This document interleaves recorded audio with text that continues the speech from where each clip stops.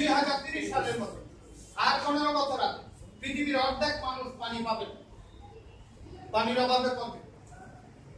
আপনারা কোথায় যাচ্ছেন? কি অভাবে পড়বে? না, আপনারা কেউ পানিতে অভাবে পড়বে, কিন্তু আমি আমার ক্ষমতা আছে অনেক বেশি, আপনার ওখান থেকে আমি পানি নিয়ে আসবো। কি এটা মনে হয়? আমি উপোস করে দাঁড়ায় থাকবো আর আপনি পানি নিয়ে আসবেন, ঠিক আছে? বান্দরবনে যদি পানি থাকে, ওই আমি ওই ডিস্ট্রিক্ট আজকে বলতেছিলাম যে বান্দরবনের নদীতে পানি থাকলে সেটা চিটাং শহরের মানুষ ডাকাতি করে নিয়ে যাবে।